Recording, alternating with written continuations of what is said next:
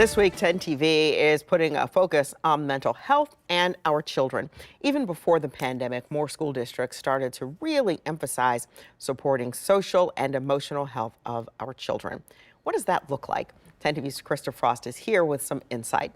Good morning. Good morning. So yeah, I actually reached out to a few different districts and found out that the Ohio Department of Education, they already have some standards that students should meet when it comes to that social emotional learning. And that's what you're seeing right here. This is on the Ohio Department of Education's website. If you Google it, this comes right up and you'll see this graphic right here talking about the social emotional learning standards for students and all these different elements which work together to make sure that they're successful in this area. Now, if you click on that, it takes you to this new page talking about social emotional learning, the standards, but also what is social emotional learning. Now, when you scroll down a little bit more, it breaks down those standards and the 5 areas that they really want kids to focus on. So we're going to give you a closer look at what those are.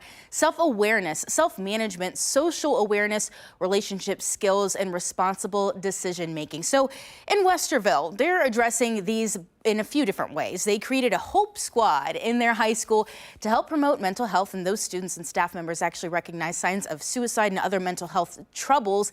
They held a week filled with events in January at all 3 of their high schools. Now, over at a private school, I checked in with Columbus School for Girls. They had an interesting way of working on social and emotional wellness in the classroom.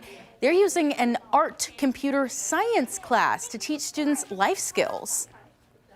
I definitely think that you have to be resilient in computer science and try new things, and if something doesn't work, I've learned that it's okay. I just have to get rid of this and start anew and take new approaches, and yeah, I think that's really helped me in other areas in my life. So what about schools? What are they doing on a bigger district level? Well, are they hiring enough counselors and psychologists to support those students right now?